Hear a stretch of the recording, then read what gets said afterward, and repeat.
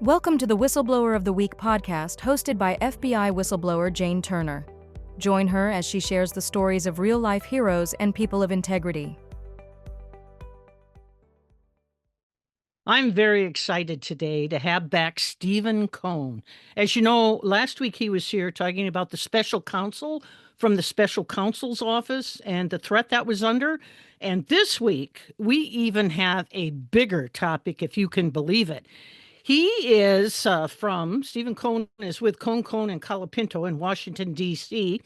It does international whistleblower rights law, and it specializes in anti-corruption and whistleblower law, and has represented many historical whistleblowers. And we understand that Stephen, the globe-trotting attorney that he is heading to Paris. But beyond that, he has an article appearing concerning Foreign Corruption Practices Act with the New York University Law School. And this is an amazing article. I've read it, Stephen. It blows my socks off. And the Compliance and Enforcement blog is the one publishing it with the New York University Law School. It's an incredible article. I wish to talk about it today, and the fact you're heading to Paris for an amazing event that I assume you're going to be leading. But first of all, tell our audience about the Foreign Corrupt Practices Act, what is known as FCPA, and why is it important, and why should we care? Thank you, Jane, and thank you for that introduction. The Foreign Corrupt Practices Act, FCPA, is the single most important transnational anti-corruption law in history. It targets big companies that pay bribes, and these bribes undermine democracy, rip off people in developing countries, steal their mineral wealth, steal their oil, and corrupt societies. It has been well documented that the Foreign Corrupt Practices Act combats perhaps some of the worst evils in the world. It was passed in 1977 in a direct response to bribes paid by U.S. companies in Chile that helped facilitate that terrible coup d'etat they had, which installed General Pinochet. There was an investigation, and U.S. companies were bribing up to set the stage of the coup. And we know that this happens in oil. It's gigantic. They go in and destroy countries. And the other part of this, which is really heartbreaking, is when these leaders of countries in Africa and Asia and South America, when they take these bribes, they never will leave office because they don't want to get prosecuted. And all of a sudden, holding a government office becomes a way to make hundreds of millions of dollars. It also completely twists markets. An honest company that doesn't pay the bribe is less profitable and can be driven out of the markets altogether. So essentially, by not policing bribery, you create this momentum where corruption overtakes transnational markets and makes honest people and honest businesses essentially excluded from these very profitable and very important economic conditions. Now, Stephen, my understanding is that on February 10th, President Trump issued an executive order pausing this act. And I think that's why so many people, because you are an expert in this area, have helped craft the policy, in fact. This is why people are inviting you to write this article that's going to appear in the New York University Law School Compliance and Enforcement blog, and why you were invited to Paris, which is amazing. But tell me, why is President Trump issuing an executive order pausing it? It's an incredible act, which has done incredible things. So Trump's executive order is based on living in the past. So when the FCPA was first passed in 1977, it targets U.S. companies, U.S. persons who pay bribes. So a majority of the prosecutions obviously were against U.S. companies. U.S. companies complained. They said, hey, all these other people paying bribes, getting these opportunities, we can't. So it changed. Instead of gutting the law, they expanded the transnational jurisdiction. So all of a sudden, starting around 2014, the majority of FCPA cases are against foreign companies. And we've now calculated that since 2014, 71% of all the sanctions are against foreign companies. So Trump was looking at this old data that's just historic. In fact, this is what's critical. Because the FCPA is being used to police foreign companies, it's helping U.S. companies compete. Because if you see what's going on, the U.S. companies being compliant, not paying the bribes, the only way they can compete is if the corrupt companies are held accountable. And that's what the FCPA is doing.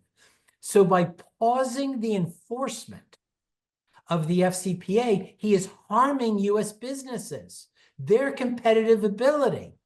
And worse, he may think, or anyone may think, that somehow pausing the enforcement of a law is going to let people pay bribes more freely. Not true, because the law's on the books. Publicly traded companies can't violate the law. More important, and the statute of limitations won't run. If people pay bribes today or next year, they can be prosecuted under the next administration. But even more significant is 49 other countries have Foreign Corrupt Practices Acts. If the United States doesn't enforce the law, they will. And they'll come after the U.S. companies. Nothing is gained. Right. And you're right about being stuck in history, because back then when this started, he made the statement he didn't think there should be that law because American companies were put in a negative position because everybody else was paying bribes and we weren't. So I think you're absolutely spot on with his thinking. Yeah, his comment on that was 2012. Yeah. And if you go back in time, the Chamber of Commerce and a lot of U.S. businesses wanted to repeal the law. It's a knee-jerk reaction. Right. But Congress did the right thing. Instead of backing off and letting criminals run the foreign markets, they expanded transnational jurisdiction to increase the effectiveness, to hold foreign companies accountable. And it has worked. Yes, it has. It's been incredible, in fact. And we on our podcast did a whistleblower out of Iceland, a real hero, Johannes Stephenson. And he was the one who did fish rot. And I was amazed in Namibia. I hope I pronounced that right. But the corruption was just rift from all these bribes being paid out of Iceland. And I was thinking at the time, Stephen, I'm so glad the United States isn't like that, because the politicians had placed in these jobs that got the bribes their family members. And so all that money went right back to the president. And I just thought, geez, I'm glad the United States has a handle on this. And it looks like we're going to turn into a third world country here. I'm just shocked.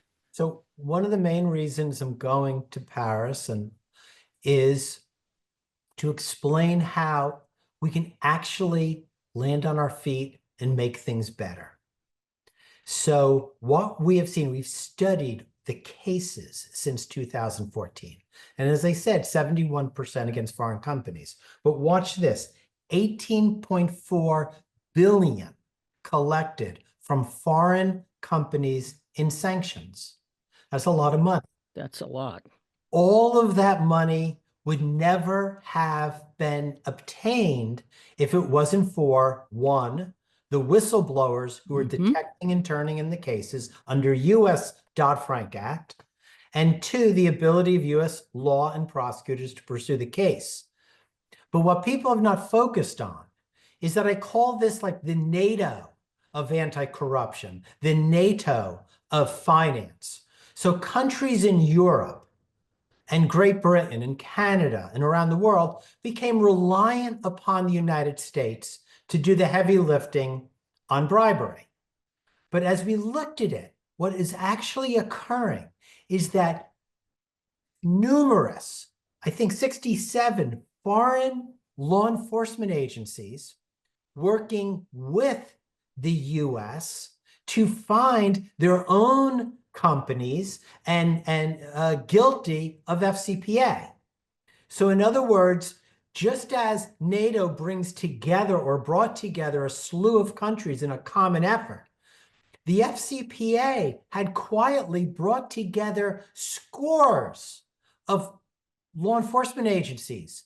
And since the US was taking the lead and had a good law, and really the only one with strong whistleblower in those detection capacities, working with us. So we looked at, say, the Great Britain as an example. We found that they worked with us on 22 cases, successful, in which the culprits were all found guilty and billions was collected. At the same time, they had their own FCPA. They did one major case against Rolls-Royce for $500 million. Yes. You can see Great Britain is geared up. And the head of their serious fraud office, which cooperated on those 22 cases, has publicly come out, praised Dodd-Frank, praised the role of whistleblowers, Yes. and is urging Great Britain now to enhance its anti-fraud capacity with Dodd-Frank whistleblower protections.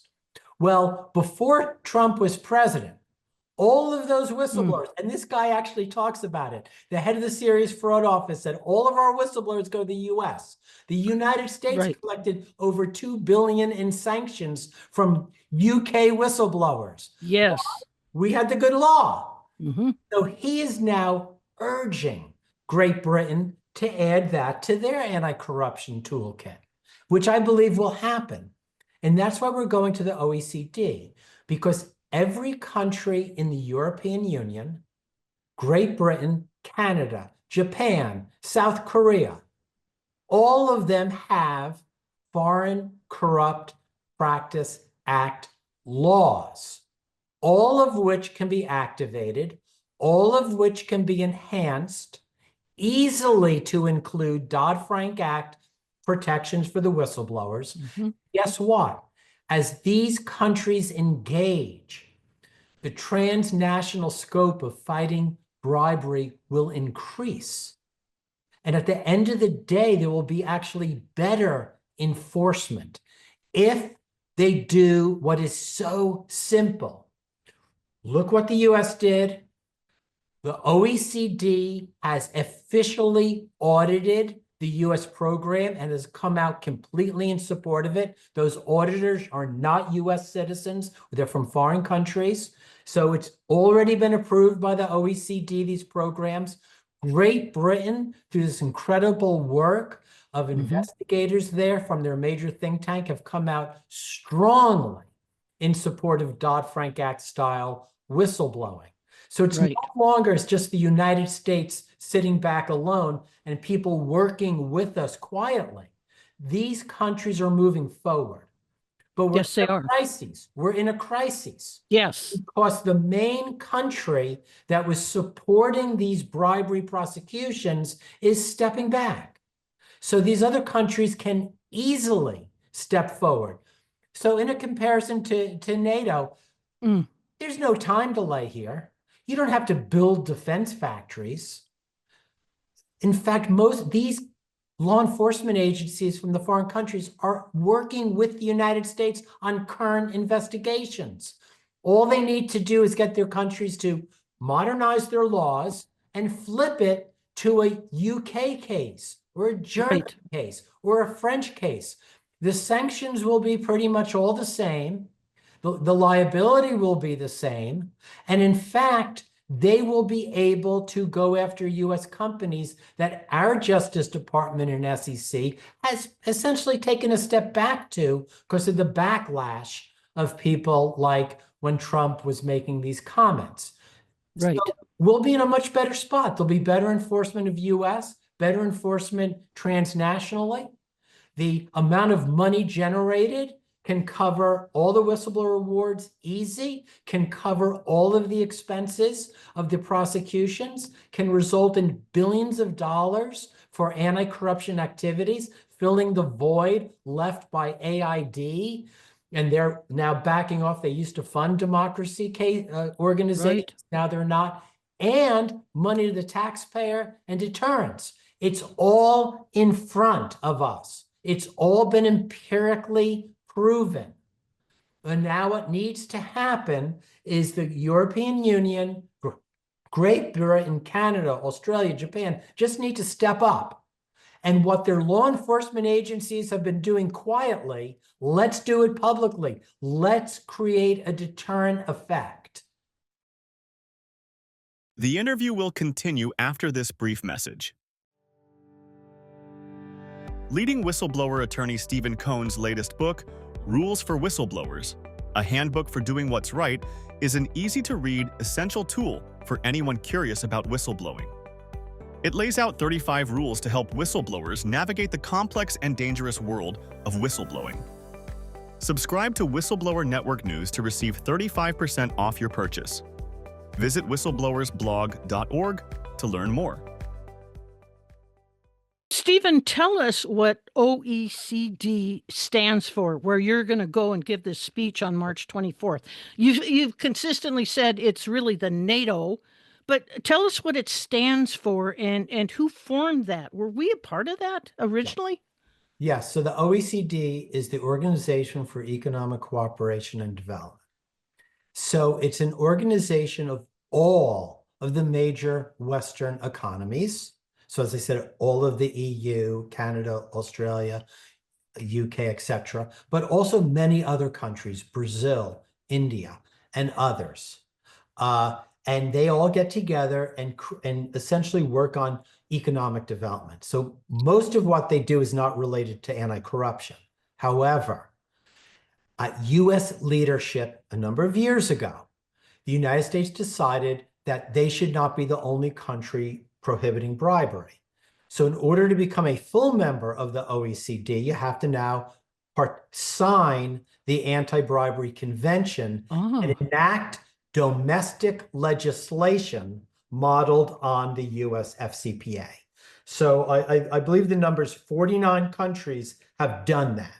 And as I say, all of the countries of the EU, all of the major Western democracies have done it.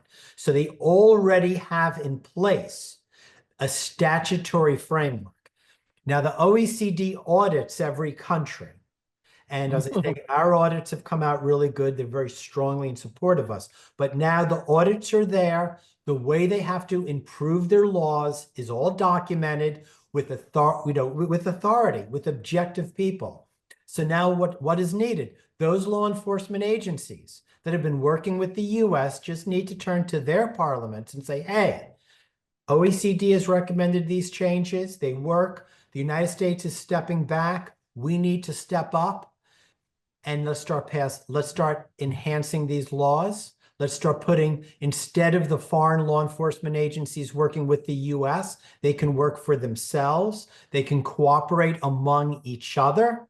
They can do joint prosecutions. They can do prosecutions of a country under the French, German, UK, and Japanese FCPAs all at the same time, massively increasing the transnational scope of anti-corruption.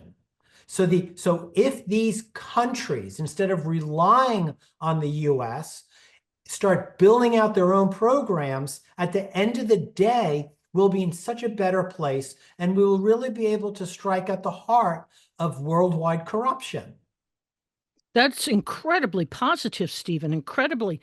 But as the leading expert that's going to go over there on March 24th in Paris, which I'm going to mention, it's a live broadcast is going to happen there. But you're the leading expert. And when these people ask you, why is the United States slinking back on this incredibly successful program, what are you going to say? So it's something I've warned for years. You can't have anti-corruption in one country. If one country is taking the lead, the special interests that hate whistleblowers, and I will repeat that, the corporations hate them. The corporations don't want accountability, even though it's short-sighted, even though the FCPA is widely viewed as helping the competitive nature. Still, they don't want it. You can see it. They don't want the regulation. So if it's in one country, one target, so that if they knock out the US, they figure they knock everyone out. And I'm here to say that, and that is why the US pushed the anti-bribery convention. That is why the US wisely worked for years to encourage other countries to build out their anti-bribery legal structures. They were smart. And now we can take advantage of those years of essentially building out anti-corruption, although it was not used favorably, it was only used bits and pieces, needs to be reformed, but it's there. So we don't have to start at the bottom. And the other thing that's so incredible about this, the anti-bribery convention then required these countries to submit to audit. And the audits would be done by people outside of the countries, but with experts. So not only do we have a framework of anti-bribery laws in all Western democracies, we have audits that explain how to improve them and make them better. And now I'll say this is the kicker for my friends and my whistleblower people out there. The OECD has seen the light. From the beginning, a little bit, hey, whistleblowing's okay. They're coming out with one report talking about some really useless laws. All of a sudden, they looked at the US program and said, whoa, this works. This is fantastic, and super praised our program. And then they came out with guidance to all of the OECD countries, essentially duplicating what we're doing. Confidential reporting, anonymity, and recommending, yes, for all these countries to consider awards. So they pushed it forward through the audit and with these recommendations. Then what happens next?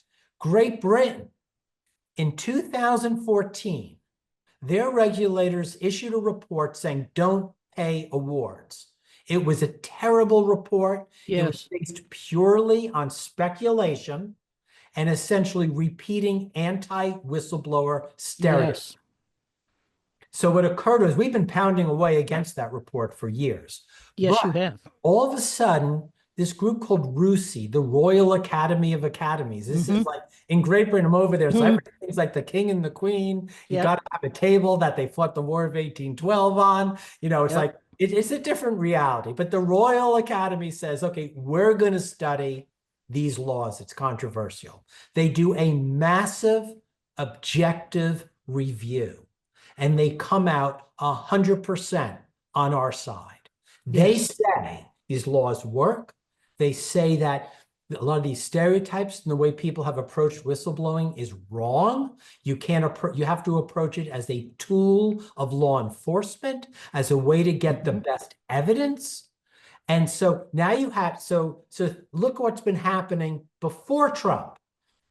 OECD, now Great Britain with the most authoritative financial think tank on our side now.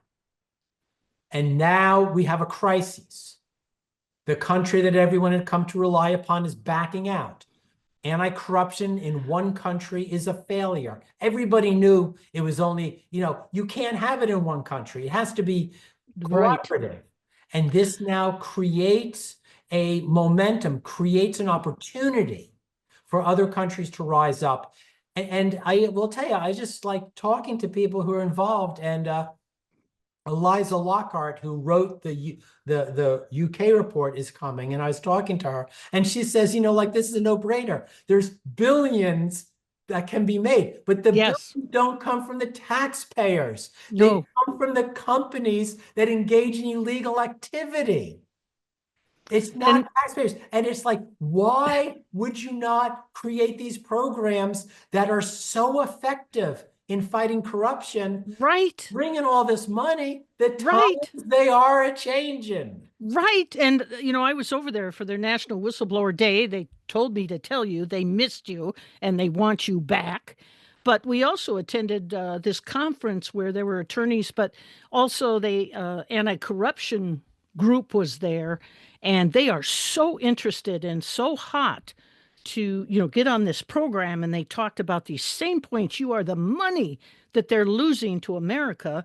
So my question to you is, oh, and I should say they also gave you an award, a very prestigious award. People may not know about it, but you're a whistleblower hero in the UK. Thank you, Chip.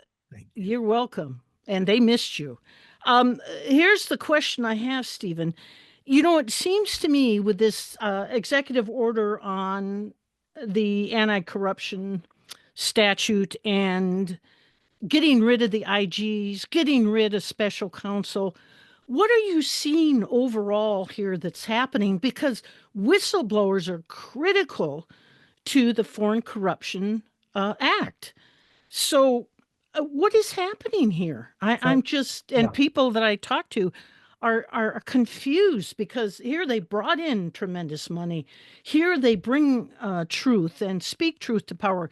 Tell me, Stephen, since you globetrot the world and talk to all these people, what is happening? Sure. So what's going on in the United States is I've been representing whistleblowers since 1984. So I've been around the block. None of the laws I used in 84 do I use today. Our laws got better and better. Almost 50 years of progress. Where people would look at one set of laws and say, well, how do we make it better? What's not working? And a new set of laws. And then they did the award laws in 1986. And then through empirical data, they discovered that by paying awards to whistleblowers, in other words, a whistleblower doesn't have to be completely ruined. They can end up on top. They can win.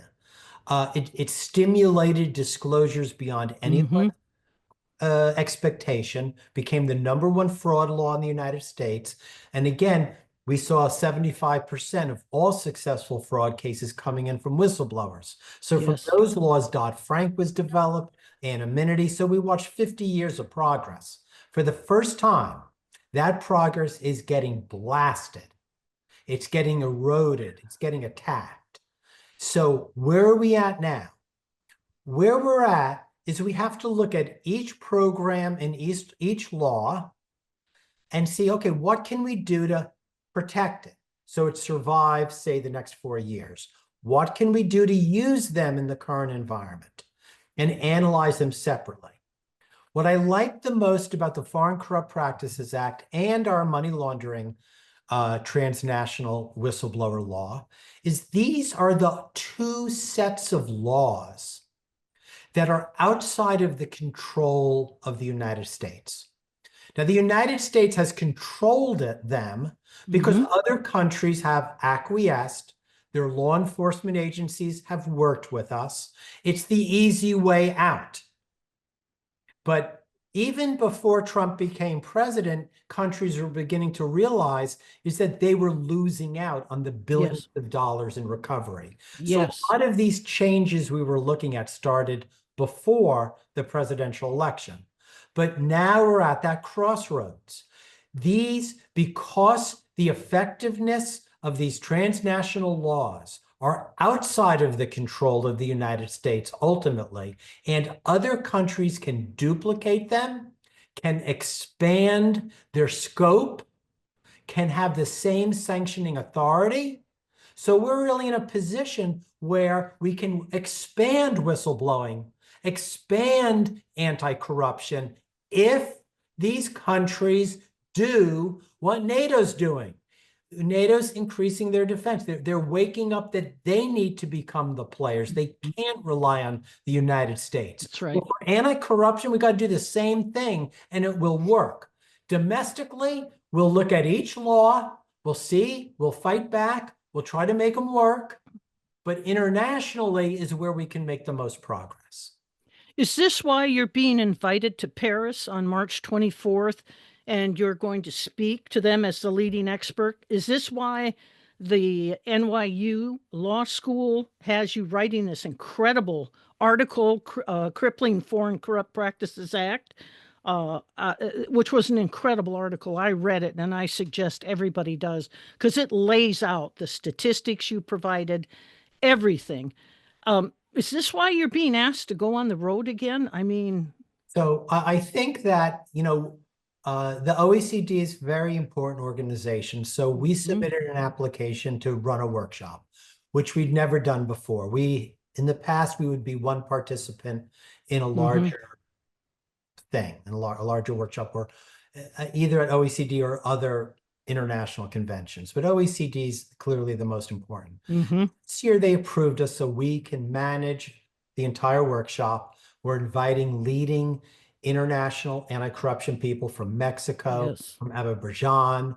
As I say, the attorney Lockhart from the UK is going to be coming. I'll be there.